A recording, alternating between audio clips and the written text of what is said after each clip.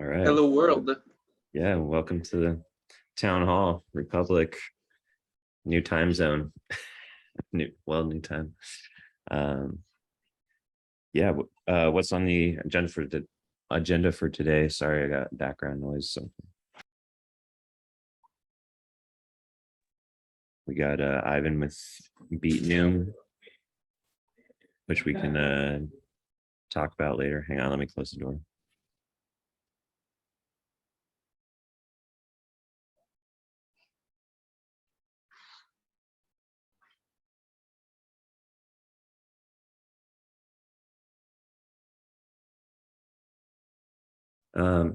So just in case there's somebody tuning in on the recording later, Ivan came up with this really cool idea called Beat Noom, and made a website for the idea that kind of outlines the product. And it seemed like something that Republic could help support, maybe partially build the infrastructure for. And so we've been meeting and chatting about what that might look like. And so it's a good first use case for some of the Republic ideas that we've been talking about, as far as how Republic's positioned as an interoperability layer between a lot of different data sources. So Ivan, you made me want to just give a pitch for Beat Noom, and then how you see Republic fitting into it, and then we can. Okay, well, the initial concept comes from sports data. So whenever you are writing or running and recording your sports activity, you record it with either your wearables or your phone, and then it kind of goes to one of the social media. Either it's like Nike Run or Runtastic or FitnessPal or Strava or Garmin, whatever people use. And all your data and all your personal bests recorded there actually belong to the platform. Like if you record your runs or your cycling workouts on Strava, it kind of highlights your best times and all your kind of personal records, but it is stored on Strava server there. So if Strava goes somewhere, you really have no access to that. And you can't, if you decide to go from, let's say, Strava to Nike Run, there is no way you can migrate your personal bests anywhere. So simply speaking, your personal bests aren't really yours. So they are platforms. And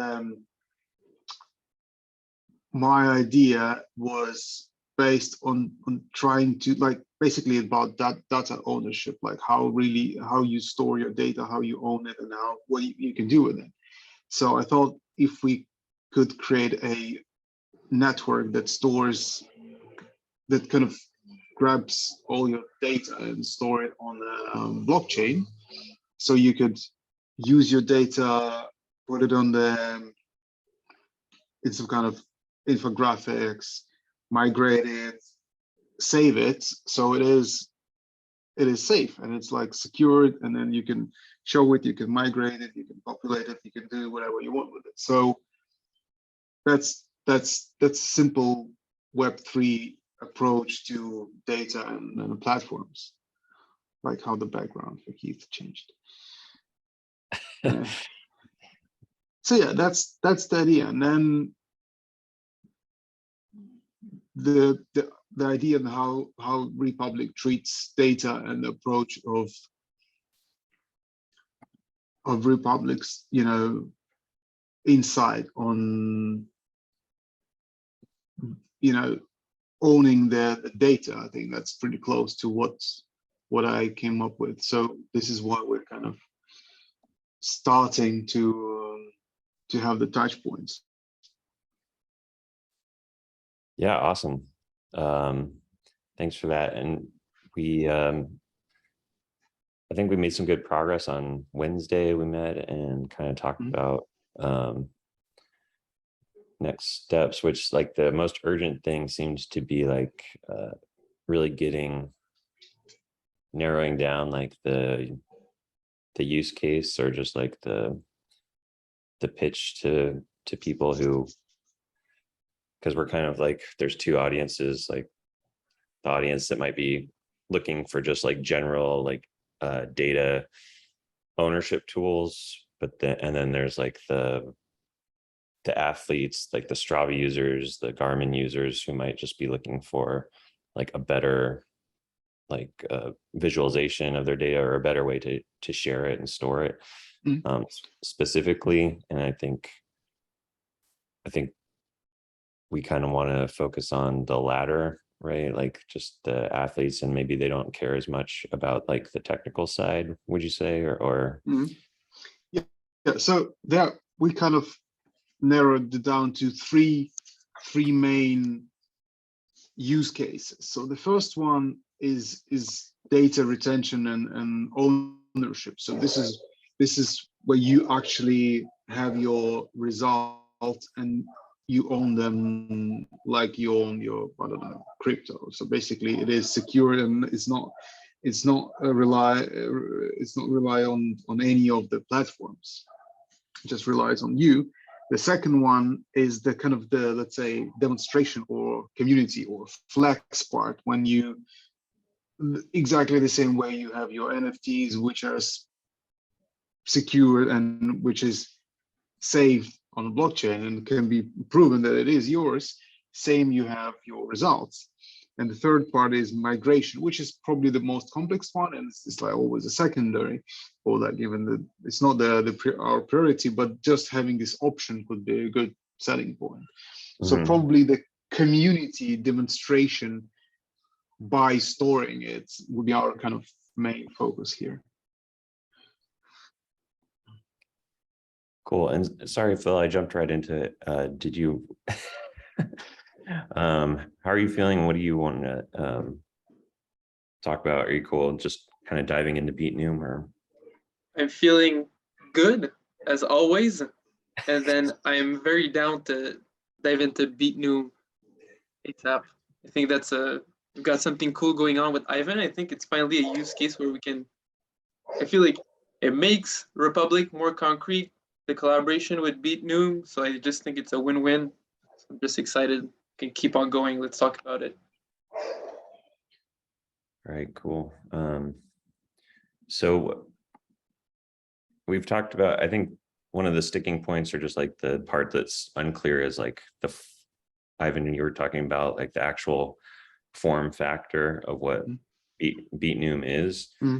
And I don't like the messiness of this, but initially I feel like, or at the end state, I feel like it probably has to be its own mobile app, but then have some sort of presence in the Re-Public app to find it, like integrate with it, like, and somehow onboard like Re-Public users who have like Strava or Garmin or whatever it supports, and then walk them through the integration. But then they can also like download the separate Beatnoom app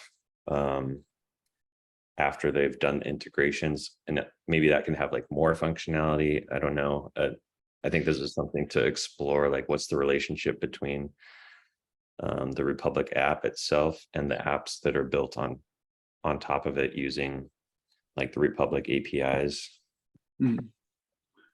Well, I think we'll kind of crystallize this by building wireframes, like what it can do, how it can be used, and then I think we just cut the unnecessary parts. Like at the very beginning, I thought it was like a Chrome extension, that like a MetaMask that collects all your data, and this is it. Like this is the only way you have. But if you wanted to be like a community-based showing off or storage, it has to be more than just a Chrome extension. It has to be something more solid and more flexible. So I think by the time we start building the wireframes, we'll understand like what's the easiest kind of road here, what's the easiest kind of data flow. Yeah, I think whether to do a browser extension or not just depends on where you want to do a browser extension. If like the user is already like in the browser with their data, and then you just want to make it easy for them to like put it into Mm. Re-Public. But if they're on their phones, then you want it to be there. So it's just kind of, I don't know. I haven't done the Strava like specific workflow or Garmin's, but I guess that would just dictate like where the least friction is for people, what they're already doing, how they're already kind of managing this data. And then we should just make it easy to like also send it here. Mm. But I'm open to any of those. I think in the short term, the easiest thing is to just, this week I was able to get the Strava authentication flow into the mobile app. And so now it's just a matter of like pulling that data down into the app, and then we can start doing mock-ups of what that would look like, the actual screen where you kind of view the most important stuff, while I kind of work on the, getting it all on the device. And then, but like the easiest thing from my perspective is just to have like a BeatNum part of the app where you open it and you see like this screen of like your personal best, and it can be backed by eventually, like initially Strava, but eventually like Garmin or any other like source that we want to pull in. Does that make sense? Yeah, so it's probably will be kind of, I don't know, maybe it's kind of I don't know how people, like in terms of trust, like the mobile app in comparison with, let's say, like a website, are there like differences here? I'm trying to figure out like how people really, how people use, because usually in terms of like security, mobile app is always like a secondary, is like an add-on to website, which just feels differently. I need to think on like how it is perceived from marketing part. Yeah. I forgot to introduce myself. I come from marketing. I'm a creative director and head of brand for like a tech startups and fintech and legal tech companies for many years. Yeah, we're not broadcasters here. We'll get this done. Oh, just every week I feel like I do something different. So Keith, I had a question for you, because I was looking at the developer docs for Strava this week. Have you tried pulling any data with the API? Not yet. I've just gone through their like the authentication flows in order to make those requests that you see there. Yeah. So that's the next step. Because I was looking at the docs and they're saying, like to get an activity, the parameter you have to give is the ID of the activity. But now I was trying to figure out if you like, how can you know, like as Re-Public, the ID of the specific activity you're looking for? Well, basically you're trying to pull, I don't know, let's say Re-Public's trying to get all your activities from a week. But then from what I was looking at the docs, and it's like if you'd have to know the ID of the specific activity you're looking for. I think so. I don't know, because I feel like one of the questions now, like that I think Summit brought up or you brought up, is like, what's the difference between what the API can get you and what does the email with all your data provide? Yeah. Well,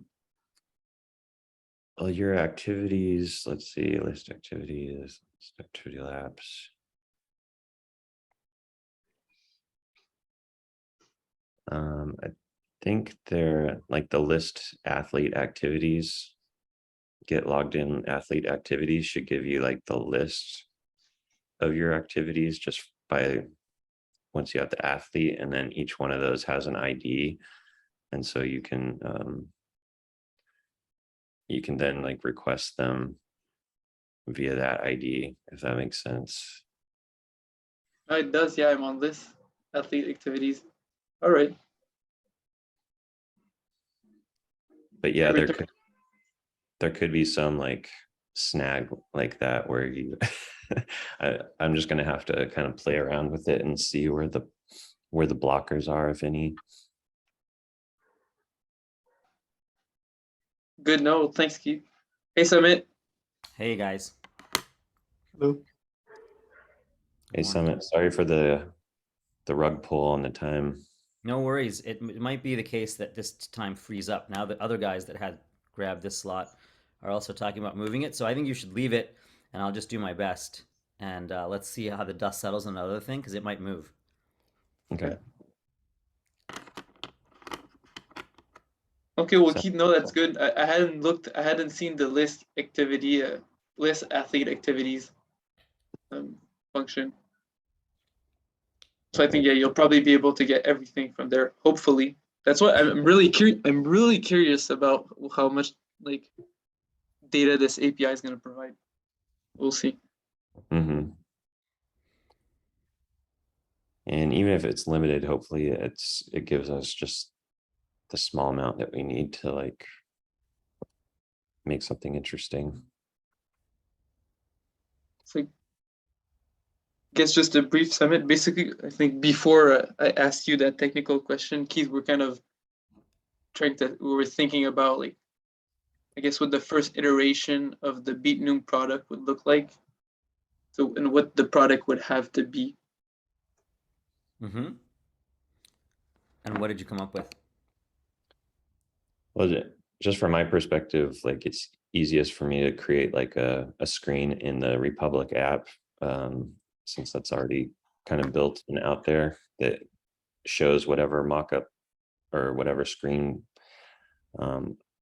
Ivan and y'all come up with. And then, but in the future, I think it's interesting to talk about like the end state because, you know, I was talking about like whether users trust mobile apps more than like websites and, you know, different ways to actually like, where's the entry point into like the BeatNoom app? Like what is its product form factor? And so I'm kind of in the world where like the mobile apps are better than websites for the, I don't know, the people that I talk to. And like from a development perspective, you get more interesting like access to data, like APIs and stuff like location and all this that like it's hard to get through the browser if you can at all.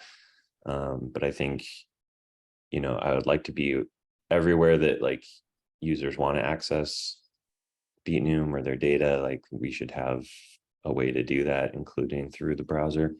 So I think that raises a question, which is, should this functionality be inside of Republic, or should Republic just have a listing that says, hey, here's an interesting thing you can do with your data, link, and then BeatNoom provides web apps or mobile apps or desktop and browser apps as it sees fit. Now, it doesn't matter if we are also the people working on BeatNoom.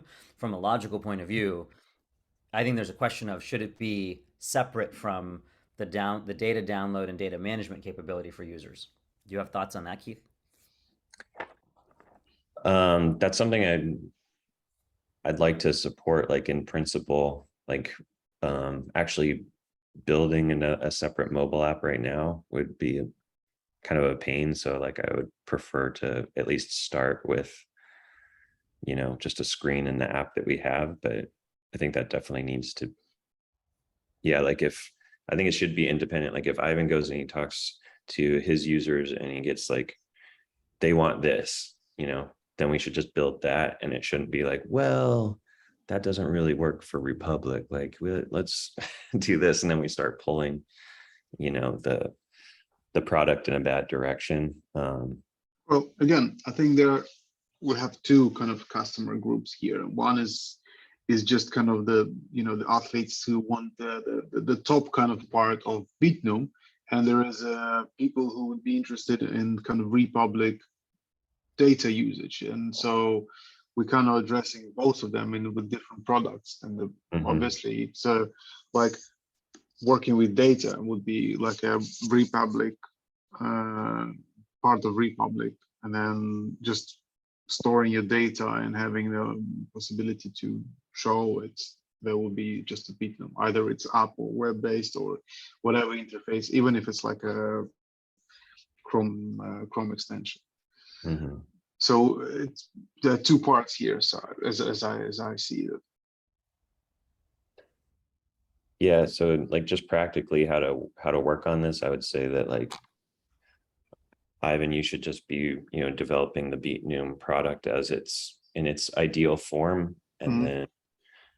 then what I'm doing like in the short term is almost like an R&D project of just getting stuff in front of you all. Maybe it's only like in test versions of the app and it never goes out into production or whatever, but it's just a way for you all and whoever's interested to like get something on their phone that they can like touch and like just get some feedback and start iterating on the product. And then in the meantime, you're kind of like refining what it should be in its like final form.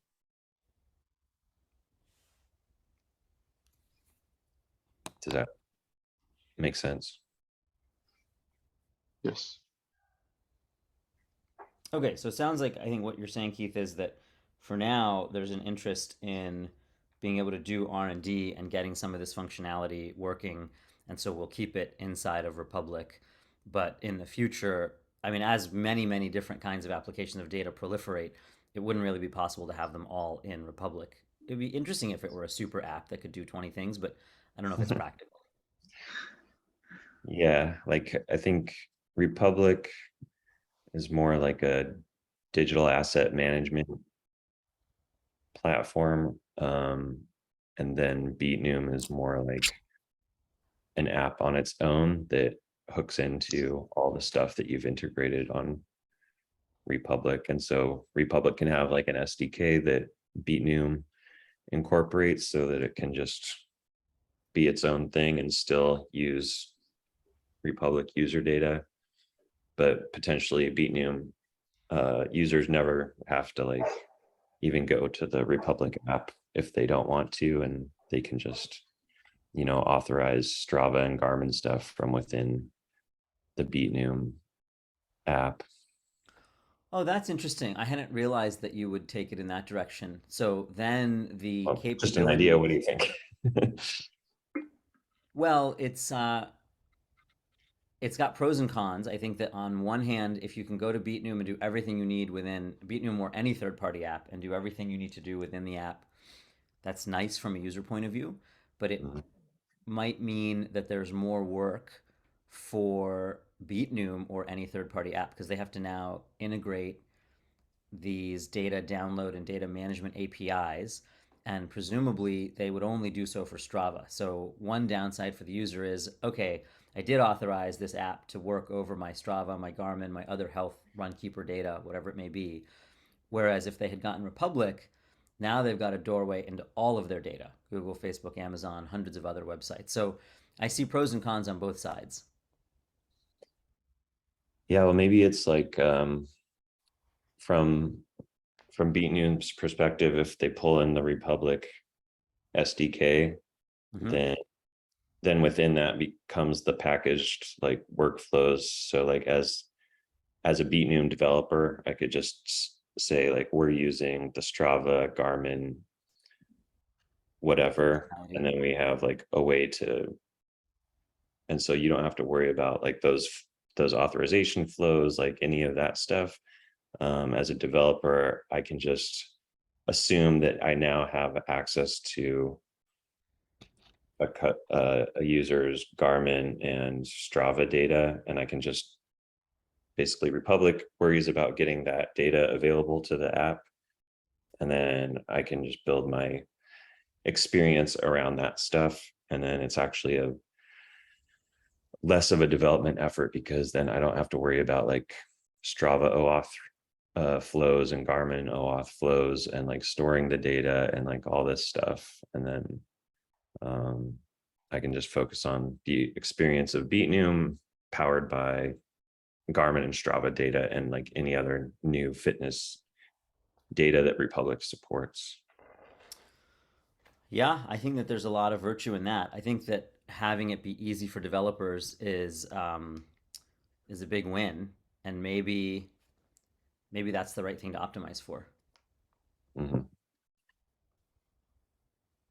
Yeah, so I mean, that's why I'm excited about this particular use case, is it kind of forces these like granular conversations that are like, important to get ironed out. But then once they are, we can actually start making some headway. Yeah, Ivan is our first third-party developer. Yeah, yeah, 2.5 party, given that it's sort of a joint team. yeah.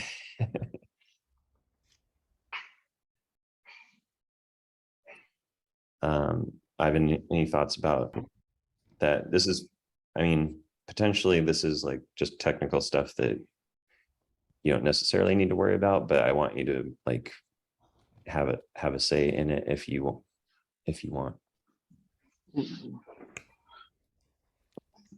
I have to explain that I have no background of any technical case, so I only can imagine how this works. I don't really understand what exactly. I only can say, from like customer perspective, like they definitely wouldn't care like what's the background of product and what's the actual use case and what works on the background, what's the kitchen there. So they only it has to be either well separated, like what's how they see it and what people who use Republic see, and it has to be like split as far as possible. So if it's going to be in any way complicated or could be read as in a two-way, people won't be just using them, so it has to be kind of diversified. Mhm. Yeah, It's I just think, from target audience perspective, not from programming or yeah, this shouldn't really affect the end user experience. There's almost two users that I'm worried about. There's the end user who's just like doesn't know anything about what's going on in the background, but then there's like the developers who actually built the BeatNoom app, and they're a different user. So I'm talking about like Republic building a product for them to just make their job easier, but it's kind of independent of what the end user will experience. It's just sort of like a series of screens that either like BeatNoom is going to have to like custom build, or they can use like the Republic SDK and then like not worry about that stuff and just build only the stuff that's pertinent to BeatNoom and what it wants to do. So it's a little bit in the weeds. I just want to, you to be aware of the discussions in case some red flag comes up, or like, you don't like the direction it's going. okay.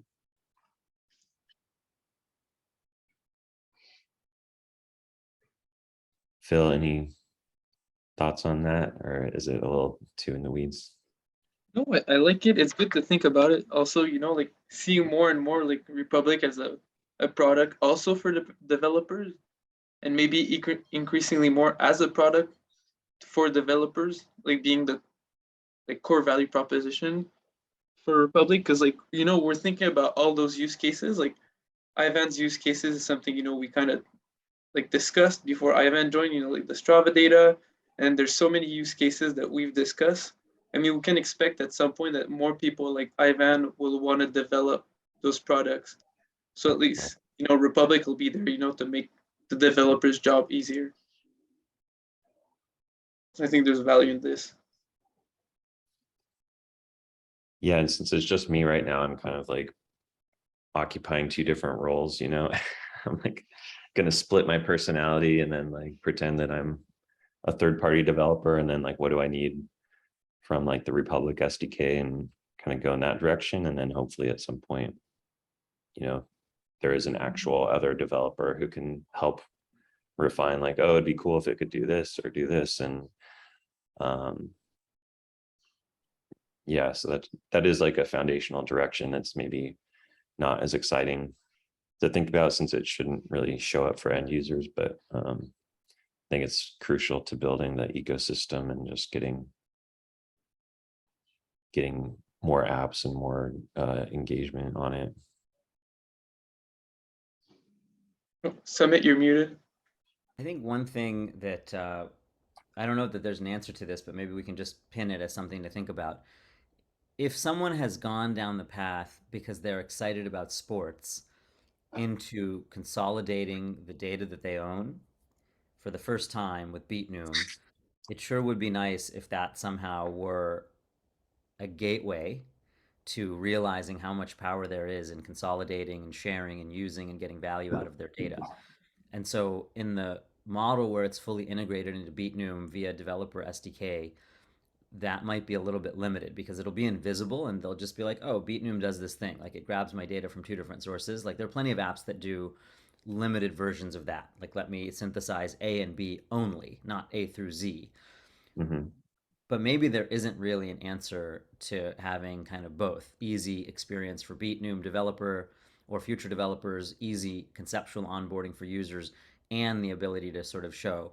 Maybe it would just be like, hey, if BeatNoom signs up a user using the Re-Public SDKs, then there's a business agreement that just says that Re-Public can send 1 email every month or 1 email every 6 months, like some very modest level of agreement, just to say, hey, if you love BeatNoom, there are other really cool things you can do with your data. You already have the underlying technology on your phone. Why don't you try Re-Public? Like just a way of, because those are now primed users who are beginning to see and experience the value of taking ownership of their data. And so it's not that I begrudge BeatNoom having those users or benefiting from Re-Public. It's just that everybody benefits if those users become more avid consumers of their own data. And so just a thought on how to sort of try to build momentum across the apps. Mm-hmm. Yeah, I was thinking of maybe just like a powered by Re-Public tag or something, and then you can like find out more, or just like links to, I don't know, a list of other Re-Public apps or something like that. Yeah, that's a little bit like what Plaid did. Plaid would have a powered by Plaid when you signed up for a personal financial management app. They never really aimed to be a consumer app, so they didn't really care in the first 12 years of their lives or 10 years. I think they might care a little bit more now. I haven't checked recently, but maybe that's an easy compromise for the short term. Yes, it'll be interesting, Ivan, is like this is implemented and we try out a few things, like what feels good to you as from a product perspective of like, you know, is it what do you call it? Is it like aligned with BeatNoom's interest to also like have a little promotion in the app or the website or whatever about Re-Public? Or is that like something that Re-Public is like pulling in Re-Public's direction for its own good, but like ideally BeatNoom doesn't really want that? Like, is there a tension there, or is it like mission aligned?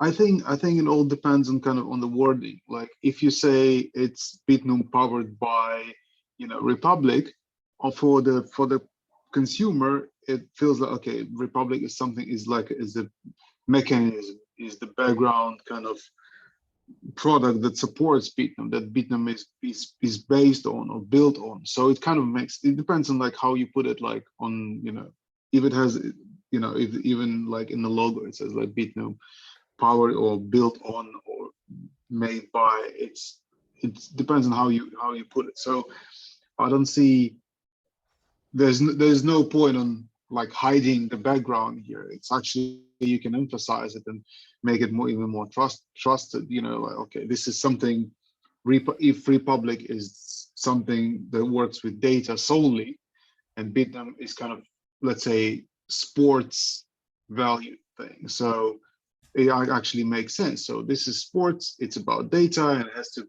be built on something reliable, and it's built on Re-Public. So it's, for end user, it's a good marketing. And also there might be things that like we find that Strava and Garmin users like often have this other device that's maybe not sports related, but is just like correlated in some strange way. And then Re-Public can also support that. So it can be a little bit more targeted. Like you probably also have this other thing, And so go check out that integration with Re-Public or something like that. Mm. I'm glad you're on the call. That's a good point. Like how to generate and like double down on that excitement from a potential like user who discovers all those benefits. Because I think the powered by is a good start, but at the end, like how many people are gonna go like and like check like look Republic up? It depends on the communication. Like you can go, like imagine you're a user of a Strava, and then you get an email. They send emails like once a day if you're subscribed. Imagine, and they say, okay, do you know how Strava is, how it is built? Like what makes it so secure? What makes it so different? Like what's special about it? Because it's built on this and that. It uses this kind of technology, and this technology is not only about sport. This technology always, as well as doing sports, does many different things. We just want you to know about that. It depends on like how you put it. So you can drive everyone who uses it to Republic. It depends on like if you want to message that. Yeah. Yeah, I would just say at a high level, I'm most interested in like win-win kind of flywheel scenarios. And if we get to a point where there's like a tension between Republic's incentives and like Beatnoom's incentives, I would want to like see if there's a way to like re-architect that, you know. But in my mind, I don't really see a tension there. I see like, you know, Republic's getting users from all of its other apps, and then they are able to find Beatnoom through that. So there's a flow of users that way, and then there's a gateway from Beatnoom into Re-Public, and it's just like, and it's all based on helping the user do more stuff with their data. And so if they're interested, they can kind of browse and find new stuff, and if they're not, it doesn't get in their way from like just doing the one thing that they want to do with whatever app they're in.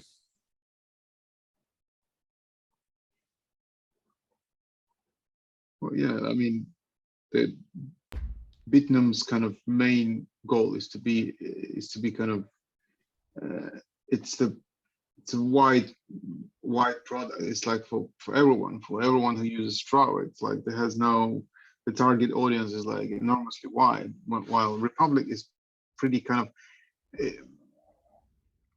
it's for sophisticated, let's say, target audience, for people who already know that data has some value, that is, you know, you can do, I mean, you can teach people to use it, but it takes time. So it's kind of two different target audiences, and I don't see why you can communicate for both of them in one case. It's a pretty usual thing. Yeah, I think now that I've listened to the conversation, which has been very good, I guess I would just keep it simple and optimize for user experience in each individual case. Like, let's just make Beatnoom clear, simple, crisp value proposition and appeal to Strava users, Garmin users, etc. And let's worry about the second order. This is just my opinions, obviously. I would suggest that we just worry about cross promotion and educating users about the broader world of data utilization, et cetera, as a second, third order thing. Because to be honest, even getting a primary value proposition to stick with a meaningful number of users is a pretty big challenge. And I don't think that we'll do very well at that if we begin coming out of the gate compromising or being distracted. So this is why I think that the idea of first party and third party, i.e. Republic being data aggregation, and Keith now having the idea of developer SDK, which I hadn't really thought about before, and then allowing on the other side, Ivan / you in the background, doesn't matter for today. Like the reality that there's a logical third party who's single-mindedly, obsessively focused on a core value prop around fitness. I think that's a good distribution of labor or separation of roles, and that gives both parties a good chance of being successful, or better chance rather, in a crowded, competitive, challenging marketplace. Yeah, I have to get better. Sometimes I just get excited about ideas, so like I just like start talking about them. But yeah, it's not something that like we need to worry about now. It's just no, I think it was a good idea. Like, I was worried about it too. So I think yeah. it was a great kind of debate about it. Mhm. You know, it's nice. It's like seeing Republic as that, like basically that place where that will allow people to just develop those new types of apps using like data that's now available thanks to the people who are basically stealing your data. It's a nice. It is like I find like Keith, like you were talking, your vision of like, you know, like, there was privacy before. Now, like basically those apps, well, those big like gatekeepers now allow us to like create something new. It's really good because they're doing like a part of the job for us, Mhm. which is nice. Yeah, the collection of it and Yeah. the shaping of the data. I did And want to offer up because I've heard this conversation a little bit. I wanted to offer up a distinction. There are companies that offer a core value proposition to users, and they often offer that for a subscription fee, and they don't sell that data to anybody else, and they don't buy or accumulate data off property. So Strava actually fits all of those criteria. I pay, $9 a month for Strava, and I generate my data on Strava, and they use my $9 a month plus the same from 100 million other users or whatever the subscription rate is to generate the best possible running app and exercise app they can. That's one category, and I don't include them in the surveillance capitalism data platforms necessarily. A different set of criteria would be, hey, we treat the user as a product. We generally don't charge the user any money. We sell the user's data pretty aggressively. We hoover up the user's data all over the internet, cross-platform, cross-website. And so basically the giant advertising hubs fit all of those criteria. And so to Mhm. me, the Stravas of the world and the kind of ad platforms of the world are a little bit different and have kind of a different role in the surveillance economy. And maybe there's one that's less bad and one that's more bad, I think, from the point of view of privacy. No, I definitely prefer the stuff that you just like pay for.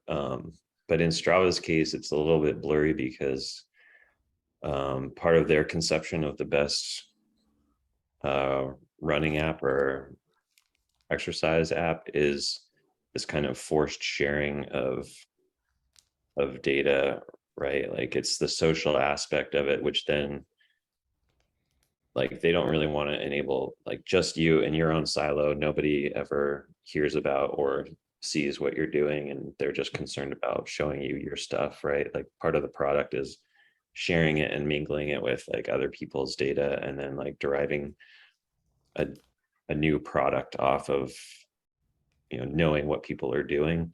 And so I think that's, they're not like selling the data to a third party. Maybe we're trusting them that they don't, but then they're kind of selling it to themselves in a way because they're like, that's a way that they get more users. And if it was just siloed and it was just about like giving you a product for $10 a month, then it would be very different than kind of sharing all your data socially.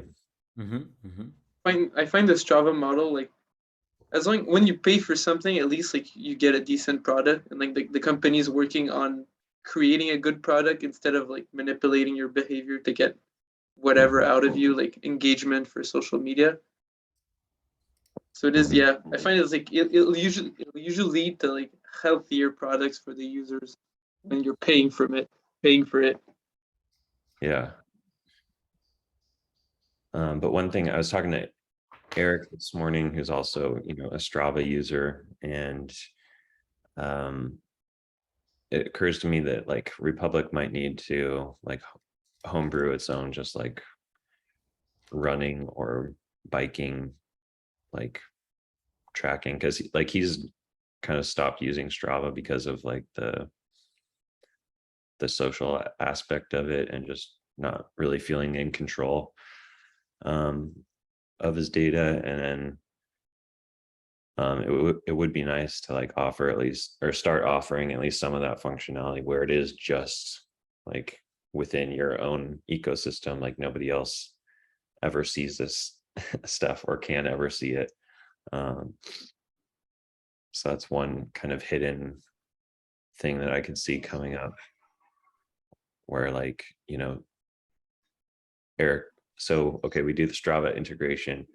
and then Eric ports over his Strava stuff, but he's actually not using Strava as much as he would because it's not really private. And so, you know, if we really want to bring people on like Eric, we would need to like offer something like, oh, you can do what you can do with Strava, but that, you know, this just is for you. It's just on your device. It, you know, we're not sharing it and we can't share it, all that stuff. And then he could start actually tracking his runs and biking again. Is there not a mode in Strava that's purely private? I mean, I thought I was using it in purely private mode. Like I've just shut off share with friends. Like you can have a setting that just says don't share with anybody.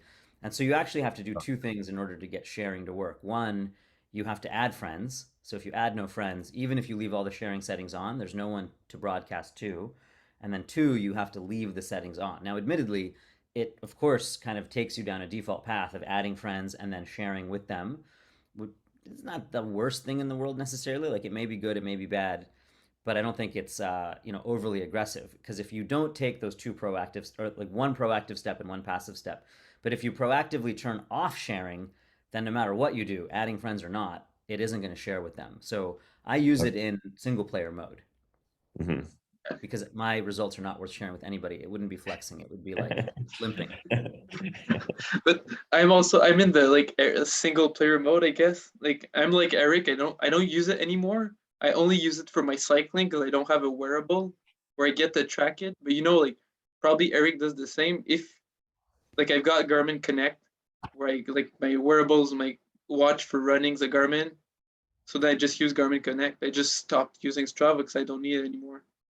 So I'm in like an Eric's group, whereas I would enjoy some like, I don't know, like a data ownership version of Strava. I'd use that. Yeah, Well, well, let me run it by him. I didn't know what the exact configuration was. So let me see how that. well, actually, maybe Ivan, do you happen to have any experience with it in non-social mode?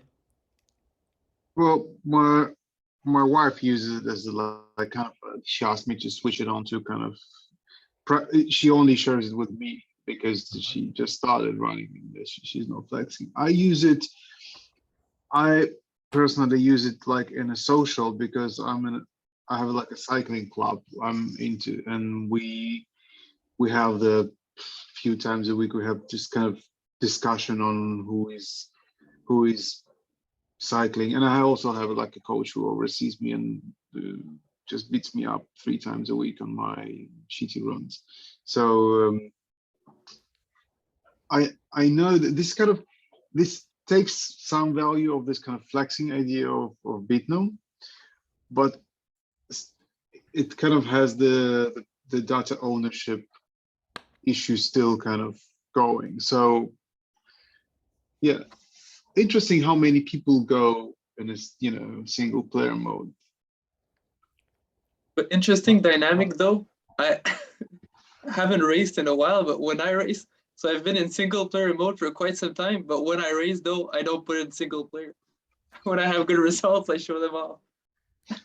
So Keith, I think it would be worth checking with Eric and making sure, because it's not trivial to replicate anything that's even 5% as good as Strava, let alone 25 I'm or not 50. looking forward to it. Yeah. So I think we would want to be very, very sure that something didn't exist, because if the answer is, oh, there's like a trivial way to do single player mode, and then if you do single player mode on Strava and you have Republic, then you've got the win-win of no sharing and you have total ownership and control of your data and it's portable.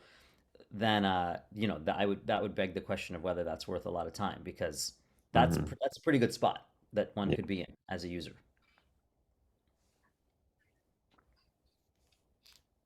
Yeah, and that's almost, I mean, we've kind of talked about how we might be against the what Strava would actually want, but then potentially if that is a good fit, then that could be something that we recommend to people. Like if you do want to track your runs and your biking and all that, like you can use Strava with Re-Public, and that's a good pairing and potentially give, bring Strava some users. Yeah, I mean, I think that if those users, even in single player mode like me, are subscribers, then I don't think Strava cares. I think Strava is pretty happy getting $9 a month and, unlimited lifetime value. Like, it's not clear when, I don't know what their average is, but I think they're fairly content with that. Cool. Well, yeah, I'll talk to him later and give you all an update. Sounds good.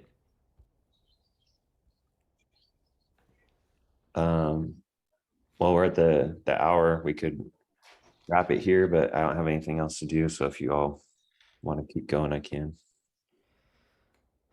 I think I'm going to drop, guys, but I'm glad I was able to join, and I will look forward to continuing the conversation online.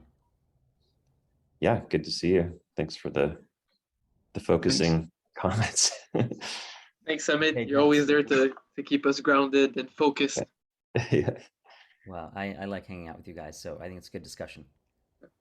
Likewise. Take care. We'll see you later. Bye. Bye. Talk to you. I'm gonna get going also, guys.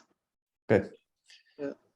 So see, do we want to meet up again this week, or what format do you want to get going for the like Web3 Strava Beat New working group?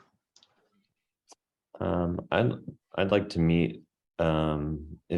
If you all do, hopefully I'll have a little bit more to show on the app, and then, but at the same time, like, I think until we start getting like the mock-ups and more on the end user side, I've got plenty to just like work on for a while, as far as just like pulling down and storing the data in a way that is like easy to access for Beatnoom.